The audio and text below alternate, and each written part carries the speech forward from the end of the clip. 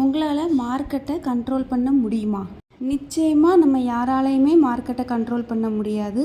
ஆனால் மார்க்கெட்டில் ட்ரேட் பண்ணும்போது நாமளே கண்ட்ரோல் பண்ணிக்க முடியும்.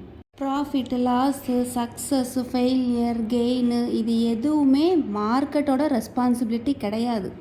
மார்க்கெட் இதை பற்றியோ இல்லை நம்மளை பற்றியோ கேர் பண்ண போகிறது கிடையாது. அவ்வளோ பெரிய ஓஷனில் நம்ம ஜஸ்ட் ஒரு டைனி பீஸ்னு சொல்லுவாங்கள்ல, அந்த மாதிரி மட்டும்தான். அதாவது அவ்வளோ பெரிய மார்க்கெட்டில் நம்ம சின்ன ஒரு துரும்பு மாதிரி தான். அப்படின்னா அந்த மார்க்கெட் என்விரான்மெண்ட்டில் எப்படி நடந்துக்கணும் அப்படிங்கிறத நாம் தான் டிசைட் பண்ணிக்கணும். எவ்வளோ பேஷன்ஸாக இருக்கணும், எவ்வளோ ஸ்ட்ரிக்டாக இருக்கணும் அப்படிங்கிறதையும் நாம் தான் டிசைட் பண்ணிக்கணும். உங்களுக்குன்னு ஒரு ட்ரேடிங் பிளான் இல்லை ஸ்ட்ராட்டஜி வச்சுருப்பீங்கள்ல, அதோட ஸ்டிக் ஆகிக்கோங்க. அண்ட் ப்ராப்பரான ரிஸ்க் அண்ட் மணி மேனேஜ்மெண்ட்டை ஃபாலோ பண்ணுங்கள். அந்த விஷயங்கள் மட்டும்தான் உங்களை கண்ட்ரோல் பண்ண முடியும். அதுக்கப்புறமா மார்க்கெட்டே சொல்லும் நீங்கள் கரெக்டான வேலை போகிறீங்களா இல்லை தப்பான வேலை போகிறீங்களா அப்படிங்கிறத.